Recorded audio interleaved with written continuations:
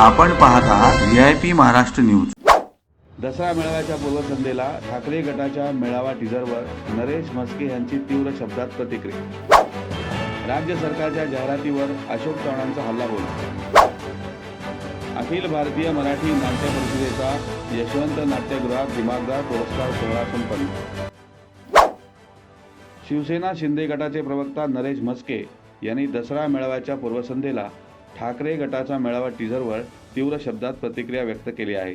पक्षप्रमुख उद्धव ठाकरे यांच्यावर टीका करताना त्यांनी म्हटले आहे की आपणच बाळासाहेब ठाकरेंच्या हिंदुत्वाच्या विचारांपासून पलायन केले आहे। आपणच पळपुटे आहात। निवडणुका लढता शिवसेना भाजप युती म्हणून आणि खुर्ची करता विरोधकांसोबत। म्हस्के यांनी म्हटले आहे, हलक्या मनाचे, कुचक्या वृत्तीचे, आतल्या गाठीचे आणि शिवसैनिकांपासून दूर गेलेले नेतृत्व आज आमच्यावर टीका करताय। कुठला हो तुमचा मेळावा? कोण पळालेले आहेत? कोण पळपुटे आहेत? अहो, आपण हिंदुत्वाच्या विचारांपासून पलायन केलेले आहात। आपण पळपुटे आहात। निवडणुका लढता शिवसेना भाजप युती म्हणून आणि खुर्ची करता, विरोधकांशी संघ करता आणि शिवसेना भाजप युतीतून पळून जाऊन काँग्रेस राष्ट्रवादीबरोबर युती करता। आपण पळपुटे आहात हो। ज्या शिवसैनिकांनी शिवसेना स्थापन होताना या समाजवादी आणि कम्युनिस्ट वाल्यांशी लढा दिला, कित्येक लोकांचे बळी गेले त्यामध्ये, त्यांच्याशी आपण आघाडी करताय। आपण शत्रूला भेटणारे आहात तेव्हा तुम्हाला लाज वाटली नाही? बाळासाहेबांच्या विचारांपासून दूर गेलात तेव्हा लाज वाटली नाही? तुम्ही आम्हाला काय दोष देताय? दसरा मेळाव्यात काय असणार आहे? सावरकरांच्या बाजूने बोलणार आहात? हिंदुत्वाच्या बाजूने बोलणार आहात?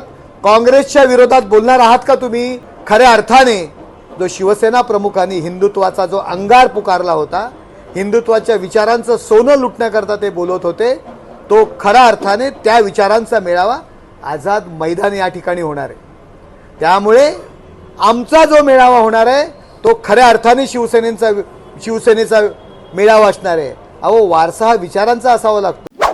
मराठा समाजाने आरक्षण मागण्याऐवजी 10% आर्थिक दुर्बल घटकांच्या आरक्षणाचा पर्याय निवडावा अशी राज्य सरकारची भूमिका आहे का, असा सवाल करून माजी मुख्यमंत्री अशोक चव्हाण यांनी राज्य सरकारच्या जाहिरातींवर हल्लाबोल केला आहे।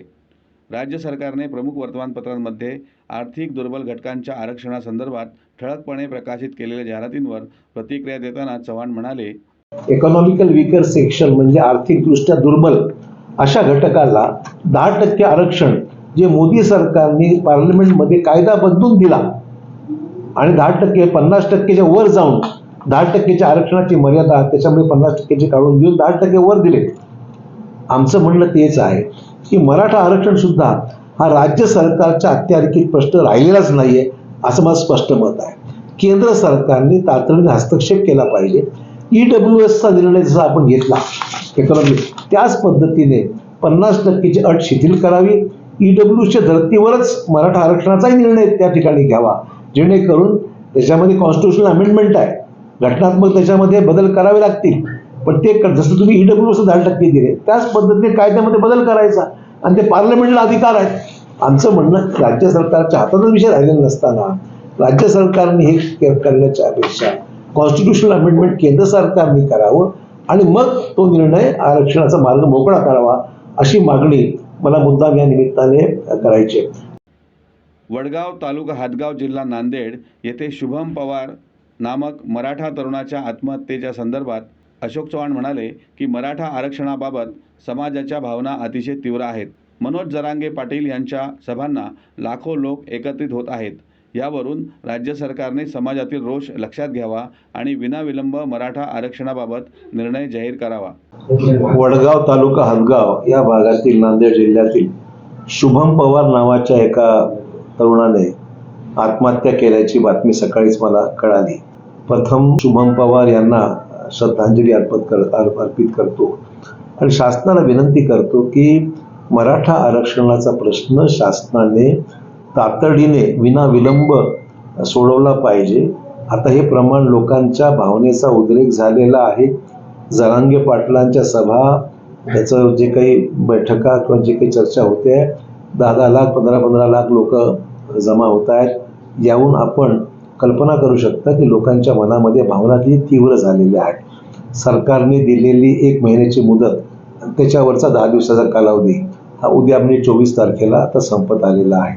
आणि अशा परिस्थितीमध्ये सरकार अजूनही आरक्षणासंदर्भामध्ये अजूनही स्पष्टपणे काही सांगत नाही आहे. त्यामुळे लोकांमध्ये खूप रोष आहे, लोकांमध्ये खूप नाराजी आहे आणि हे आरक्षण मिळण्यासंदर्भामध्ये नेमकी काय पावलं उचलल्या गेली याबाबत सरकारने आपली भूमिका स्पष्ट केली पाहिजे. अखिल भारतीय मराठी नाट्य परिषदेच्या शाखांतर्गत एकांकिका स्पर्धेची अंतिम फेरी पार पडली. नाशिक शाखेची अ डील एकांकिका सर्वोत्कृष्ट ठरली, तर अमरावती शाखेच्या मधुमोह या एकांकिकेस निर्मितीचे उत्कृष्ट, तर इचलकरंजी शाखेच्या हा वास कुठून येतो या एकांकिकेस उत्तम, तर अहमदनगर शाखेच्या जहाला सोहळा अनुपम ह्या एकांकिकेस उत्तेजनार्थ पारितोषिक मिळाले. पारितोषिक वितरण नाट्य परिषदेच्या तह-आयात विश्वस्त शशी प्रभू, विश्वस्त अशोक हांडे, नाट्य परिषदेचे अध्यक्ष प्रशांत दामले, अभिनेत्री नियामक मंडळ सदस्य नीलम शिर्के सामंत, रंगभूमी प्रयोग परिनिरीक्षण मंडळ अध्यक्ष विजय गोखले, अभिनेत्री सविता मालपेकर यांच्या प्रमुख उपस्थितीत संपन्न झाला. या कार्यक्रमासाठी अनेक कलावंत व नाट्य परिषदेचे नियामक मंडळ सदस्य उपस्थित होते.